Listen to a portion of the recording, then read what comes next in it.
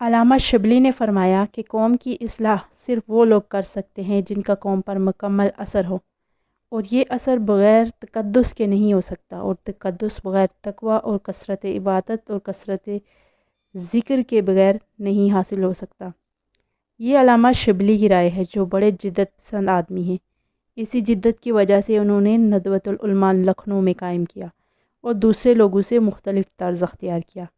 یہ سارے کام کیے، لیکن رائے یہ ہے کہ قوم کی اصلاح انہی لوگوں سے ہو سکتی ہے جن میں تقدس ہو، جن میں تقوی، طہارت، ذکر اللہ اور عبادت ہو، اور اس تقدس کا یہ اثر ہوتا ہے کہ لوگوں کے دلوں میں اعتقاد پیدا ہو جاتا ہے اور قوم ان کی بات مانتی ہے۔